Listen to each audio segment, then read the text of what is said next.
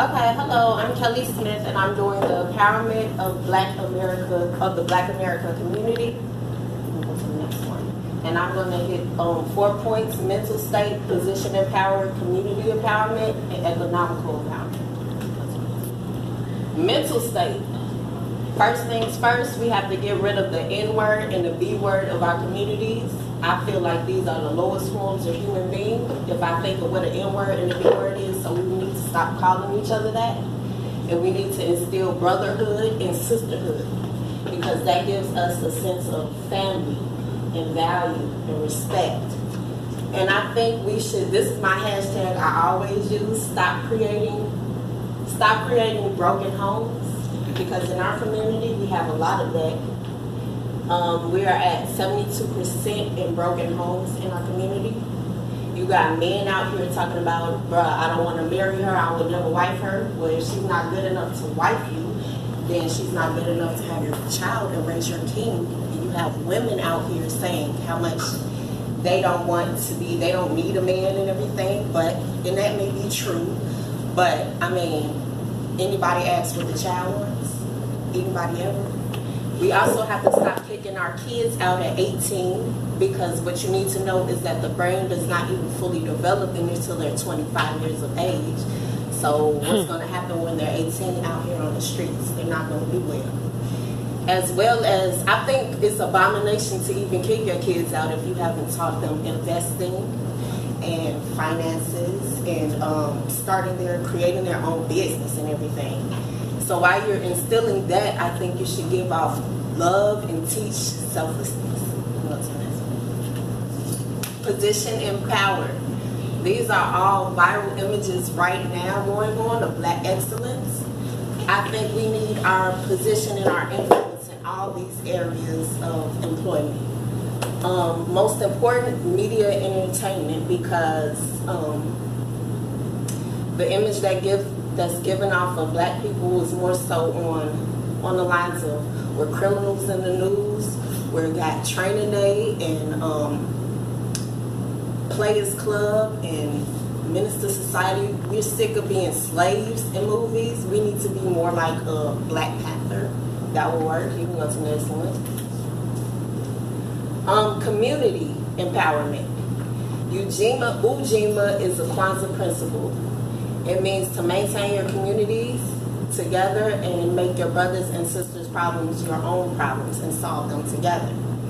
If we hold more community meetings and we gather and we know each other, we can address our concerns and see how we can get them solved, and we can also unify as we multiply, as we know each other more.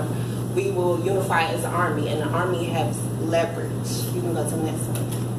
Also with community empowerment, what we can do with this army that we created is we can hold our politicians responsible of the problems that we have in our community.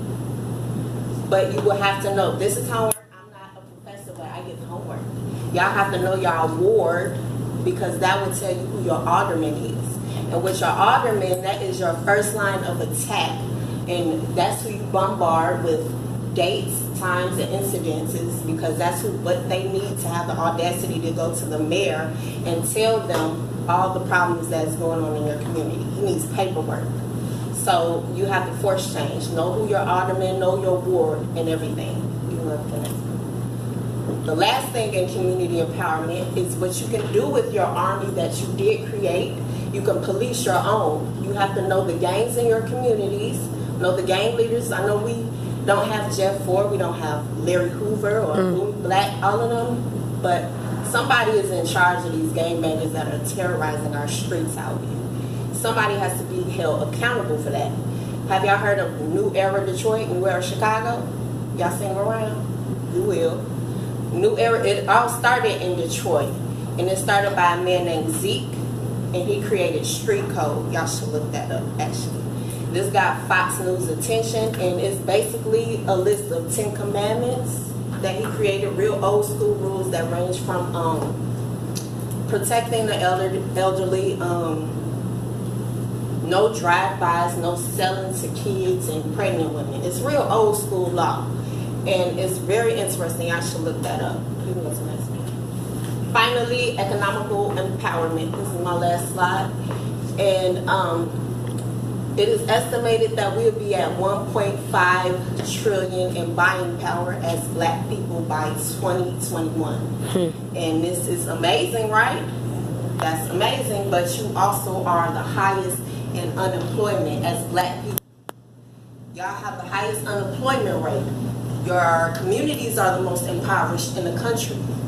Your businesses are not flourishing as they should. So we at 1.2 trillion right now in buying power, but we have all these problems. So where and how are y'all spending y'all money?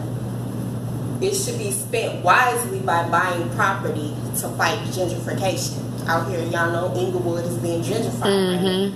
You should buy up the property. You should invest your money and you support black business. And how you support black business, another homework assignment is when you're in Walmart next time or Target or wherever, pick up the product that you want. Ask yourself, can I buy this at a black-owned business, or is there an alternative to this product that I'm trying to find? The answer is yes. So put it down and go to a black-owned business and support that. You also have to build. You have to buy property, again, to fight gentrification. And since you are at unemployment rate is the highest, you have to hire your own self. Start your own business and hire your own. And that will defeat the unemployment rate. So I also took in the liberty, because I care so much, I took in the liberty of creating front and back list of black-owned businesses in Chicago for y'all, and resources on how you can find all the black-owned business in Chicago and in and out across the country. And also Facebook and IG pages, Instagram pages that you can follow to stay encouraged and empowered. Y'all feel empowered? Yes.